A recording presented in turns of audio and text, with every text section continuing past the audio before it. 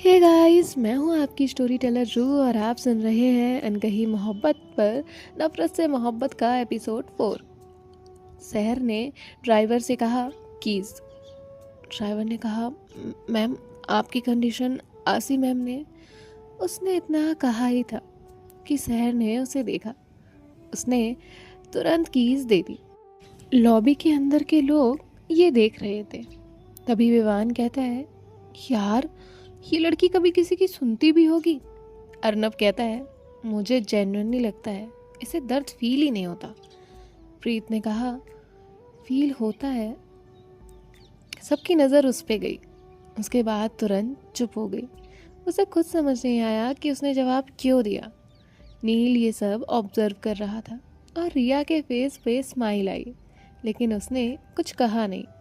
बाहर शहर car open करने ही वाली थी कि वो हल्का सा फेंट हुई।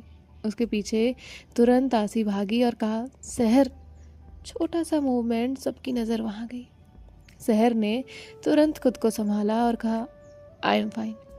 आसी कहती है, तुम्हारा प्रॉब्लम पता है क्या है? तुम कोलैप्स हो जाओगी ना तब भी बोलोगी मैनेजेबल। शहर कहती है, ओवर रिएक्ट मत करो। आसी ने कहा, मैं ओवर रिएक्ट नहीं कर रही हूँ। अगर तुमने सुबह अच्छे से रेस्ट किया होता ना तो ठीक होता, लेकिन नहीं। हेड इंजरी के बाद लोग काम करते हैं और तुम ज़्यादा कर रही हो। वहाँ पे हर तरफ साइलेंस फैल गया था।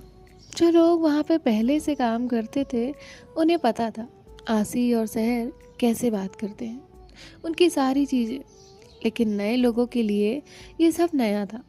लॉबी के अंदर प्रीत का ध्यान सिर्फ शहर पे था। शहर ने कार से हाथ हटाया और आसी की तरफ देखते हुए कहा, आसी कहीं स्टॉप करो।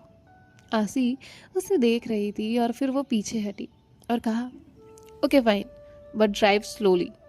शहर कार में बैठी और वहाँ से चली गई। प्रीत अब भी उसे ही देख रही थी। विवान उसके पास आया और कहा, तू ठीक है? प्रीत ने कहा, यहाँ शहर अपनी कार में थी और उसके माथे पे दर्द हो रहा था। उसने इरिटेट होकर डीप ब्रीथ ली। उसे वीकनेस बिल्कुल पसंद नहीं थी। फ़ोन रिंग हुआ। शहर ने देखा कि आसी का कॉल था। उसने कॉल नहीं पिक किया। एक बार, दो बार, तीन बार। शहर ने ब्लूटूथ कनेक्ट किया, कॉल उठाई। क्या है? दूसरी तरफ से आवाज़ आई, वाओ जिंदा हो। शहर कहती है, मैं बिजी थी। आसी कहती है, ड्राइविंग को बिजी नहीं बोलते, हेडेक है। शहर ने फिर वही वही जवाब दिया, मैनेजेबल। आसी ने गुस्से से कहा, मैं किसी दिन ना तुम्हारा ये वर्ड बैन करवा दूंगी। शहर ने कॉल कट कर दिया और ड्राइव करने लगी। कुछ देर बाद वो घर पहुंची। शहर कार से उतरकर सीधे अंदर आई। उसके हाथ में अभी भी फाइल्स थी। घर के अंदर जाते ही वो स्टेयर्स की तरफ बढ़ी। फर्स्ट स्टेप, सेकंड स्टेप, और फिर उसका बैलेंस हल्का सा शिफ्ट हुआ। उसने तुरंत रेलिंग पकड़ ली। सांस थोड़ी हैवी हो गई थी। उसके सर पे लगी चोट का प्रेशर अब उसे काफ़ी इफ़ेक्ट कर रहा था। लेकिन अगले ही पल उसने खुद को नॉर्मल किया, जैसे कुछ हुआ ही ना हो। तभी एक आवाज़ आई, अमेजिंग, सच में अमेजिंग। शहर ने आंखें बंद की। पीछे आसी खड़ी थी। आसी ने सब देख लिया था। वो स्टेयर्स के नीचे खड़ी थी, हाथ फोल्ड किए हुए। उसके फेस पे इरिटेशन और कंसर्न साफ दिख रहे थे। वो कहती है, तुम सच में गिरने वाली थी शहर। शहर कहती है, आई एम स्टैंडिंग। आसी ने कहा, पाओ, मेडिकल साइंस को इन्फॉर्म करना चाहिए। शहर ने कोई जवाब नहीं दिया। वो आगे बढ़ने लगी। आसी भी उसके पीछे आई। सुबह तुमने अच्छे से कुछ नहीं खाया, रेस्ट नहीं किया, सर की चोट इग्नोर कर रही हो, फिर बोलती हो आई एम फाइन। शहर फाइनली स्टडी रूम के पास रुकी। उसने फाइल टेबल पे रखी और कहा, लेक्चर खत्म हुआ? आसी ने कहा, नहीं, अभी स्टार्ट हुआ है। शहर ने फाइनली उसकी तरफ देखा। आसी ने धीरे से कहा, शहर तुम थक गई हो।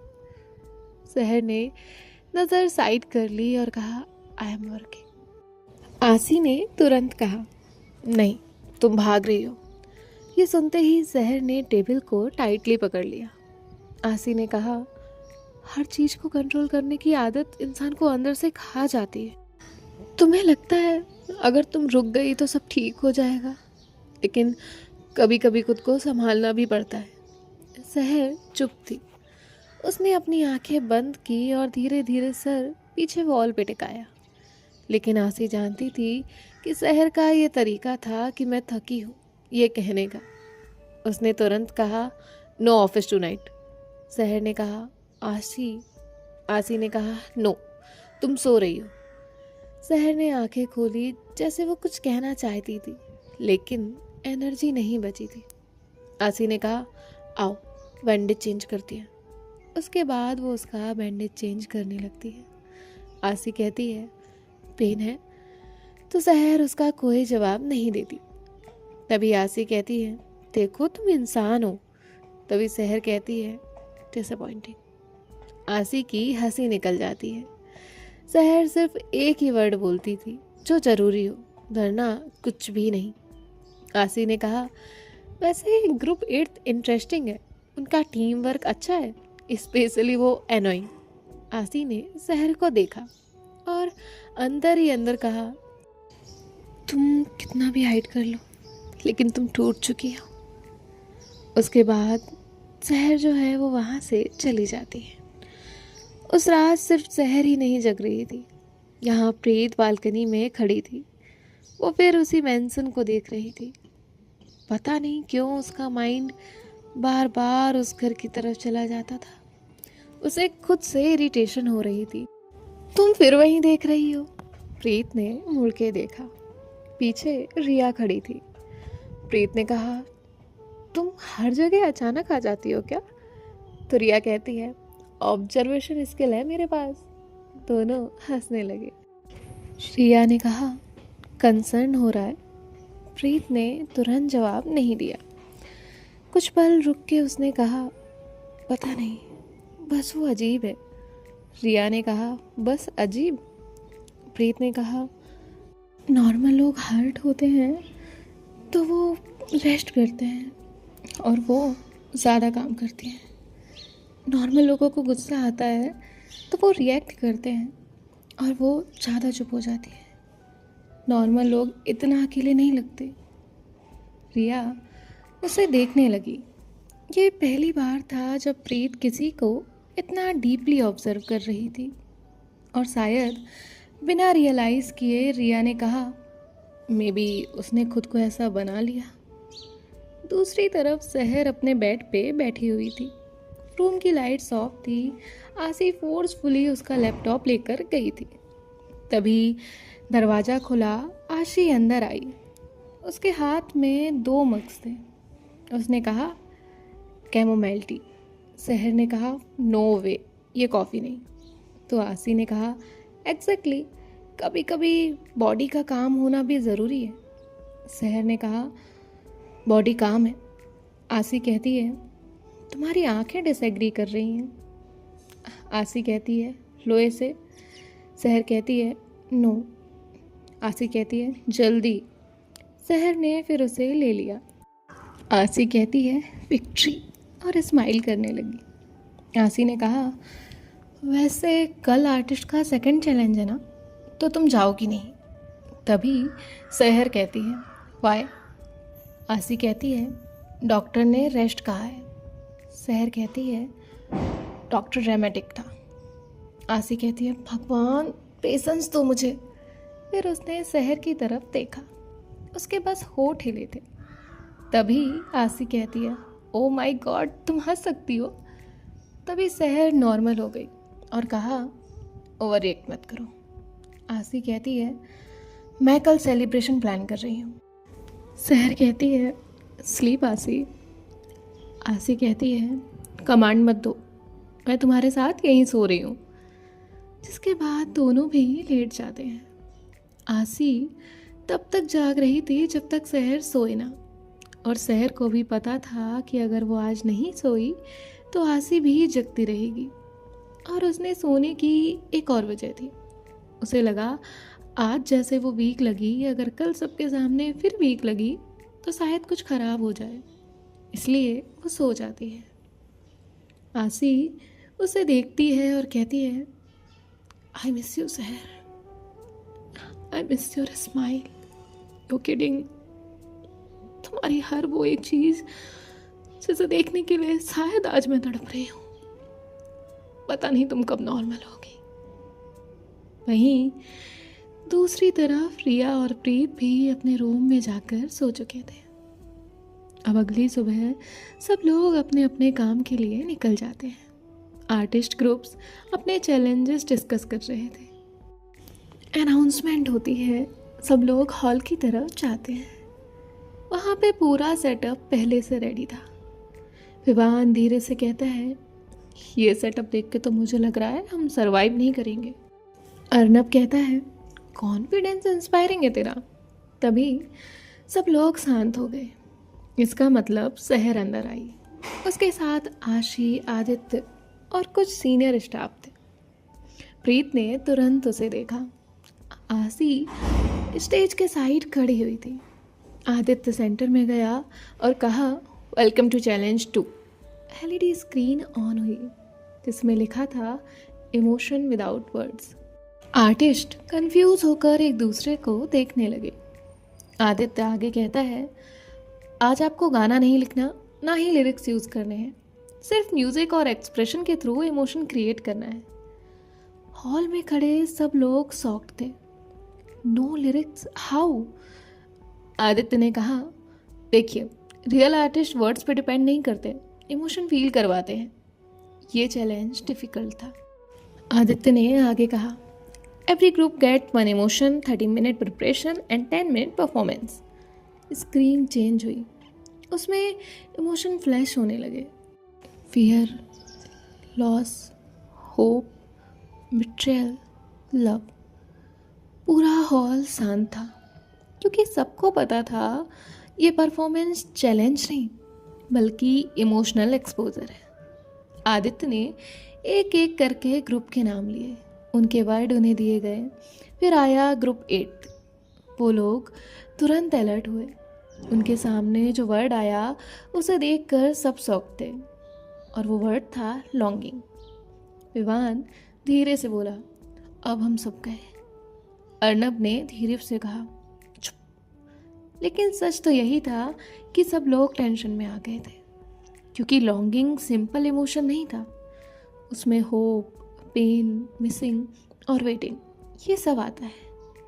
प्रीत सिर्फ स्क्रीन देख रही थी, जिसे देखते हुए उसके माइंड में एक इमेज आई, एक खामोश लड़की जो सबके बीच रहकर हमेशा अलग रहती है।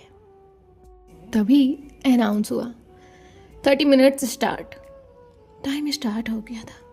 सब ग्रुप्स अलग अलग कॉर्नर में गए। ग्रुप 8 वो लोग वहीं सर्कल में खड़े थे। विवान कहता है, मुझे कुछ समझ नहीं आ रहा, लॉन्गिंग को म्यूजिक में कैसे दिखाते हैं? नील फ्लोर पे बैठा वायर्स को कनेक्ट करते हुए बोला, फील करके। विवान ने कहा, thank you life changing advice के लिए। अर्नब ने गिटार उठाया और कहा, लॉन्गिंग लाउड नहीं होता। विवान कहता है, यार डिप्रेसिंग है। मेघा कहती है, लॉन्गिंग हैप्पी नहीं होता, थोड़ा होपफुल बना देते हैं वरना ऑडियंस रो देगी। सब हंसने लगे।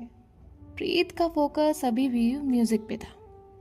दूसरी तरफ सहर स्टेज से थोड़ा डिस्टेंस पे खड़ी सब ग्रुप को देख रही थी। उसके हाथ में टैबलेट था। आसी साइड में ही खड़ी थी। वो कहती है, तुम रेस्ट कर सकती थी। सहर कहती है, नो नीड। आसी कहती है, तुम रोबोट हो। सहर ने जवाब नहीं दिया। आसी कहती है, वैसे ग्रुप 8 का इमोशन इंटरेस्टिंग है, लॉन्गिंग। तुम्हारे फेवरेट इमोशन जैसा है। सहर ने कहा, पॉइंटलेस इमोशन। प्रिपरेशन का टाइम ऑलमोस्ट ओवर होने वाला था। ग्रुप्स 1 बाय 1 रेडी हो रहे थे। तभी विवान कहता है, मुझे लगता है मैं स्टेज पे जाके बेहोश हो जाऊंगा। अर्नब कहता है, तू हर चैलेंज में यही बोलता है। तभी विवान कहता है, क्योंकि हर चैलेंज मुझे पर्सनली अटैक करता है। रिया ने प्रीत की तरफ देखा। वो चुपचाप खड़ी थी। उसे खुद नहीं पता था कि ये चैलेंज उसे पर्सनली इतना क्यों हिट कर रहा था, क्योंकि लॉन्गिंग सिर्फ किसी को मिस करना नहीं होता।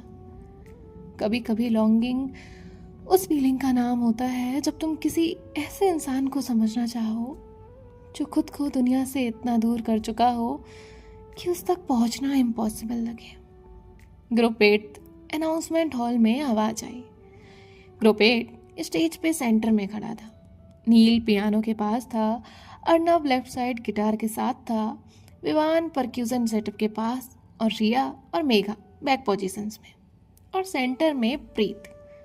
आज पहली बार उसने हाथ में माइक नहीं लिया था, क्योंकि आज वर्ड्स अलाउड नहीं थे, सिर्फ इमोशंस, सिर्फ म्यूजिक। डिजिटल टाइमर स्टार्ट हुआ। नील ने पहला नोट प्ले किया, अर्नब ने हल्की गिटार मेलोडी ज्वाइन की। वो एक ऐसी धुन थी जो शायद किसी को ढूंढ रही हो।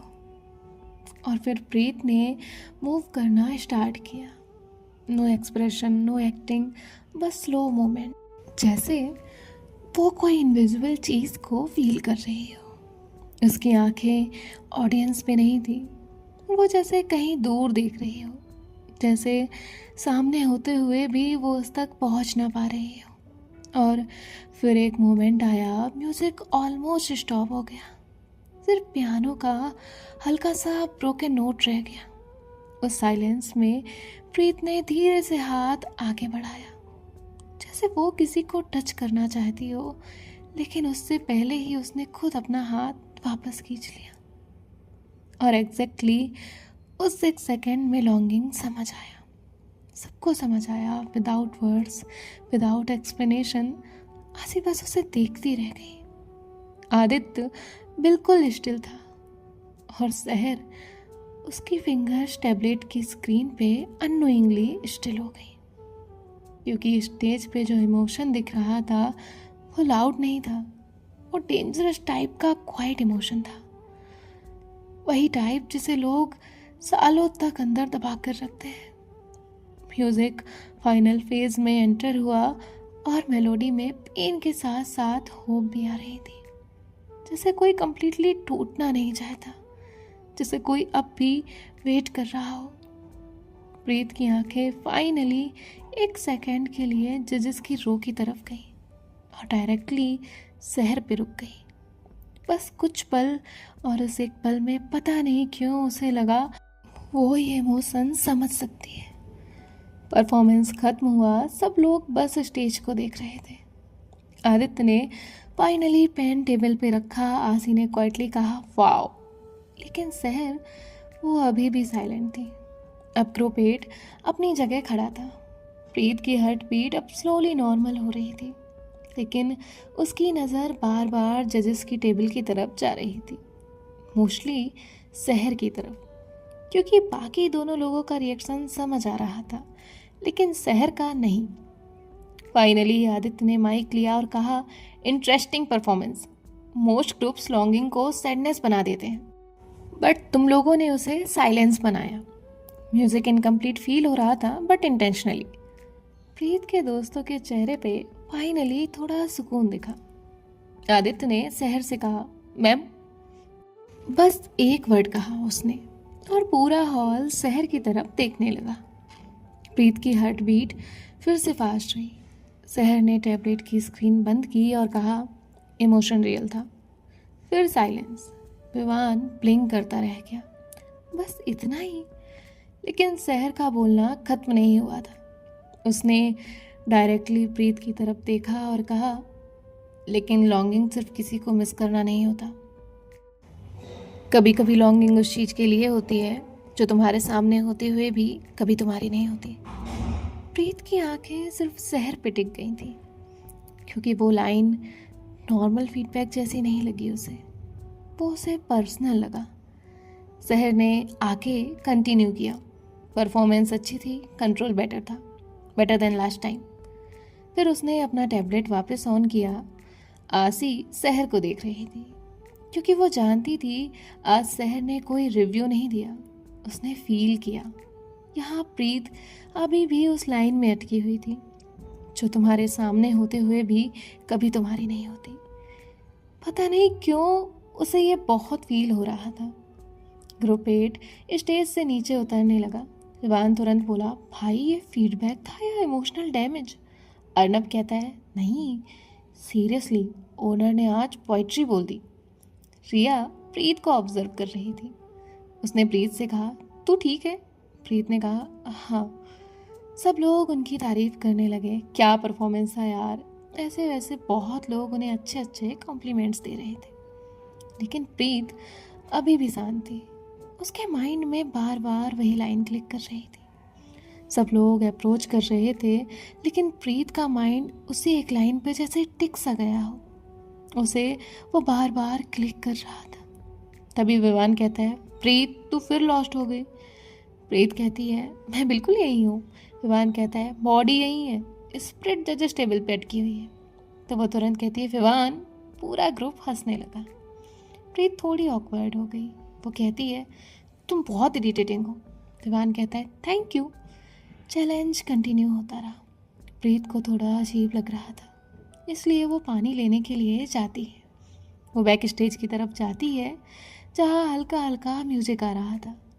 सो गाइस, देखते हैं इनकी नेक्स्ट पार्ट में क्या होता है, और आपको ये पार्ट कैसा लगा और इमोशंस कैसे फील हुए, ये मुझे कमेंट में ज़रूर बताइएगा। मैं आपसे एक बात कन्वे कर रही हूँ, ये स्टोरी, इसके चैलेंजेस, एवरीथिंग डिफरेंट होने वाली है। और पूरी दुनिया में मुझे लगता है कि म्यूज़िक ही एक ऐसी चीज़ है जो वो एहसास भी बयां कर सकता है जो इंसान कह नहीं सकता, जो उसके दिल के डेप्थ तक होते हैं और डेप्थ तक जाते भी हैं। So this is going to be very different. आज तक की कहानियों से सबसे ज़्यादा डिफरेंट। इसीलिए जुड़े रहिएगा मेरे साथ। मिलते हैं आपसे नेक्स्ट पार्ट में। बाय बाय, टेक केयर, ख्याल रखिएगा। राधे राधे।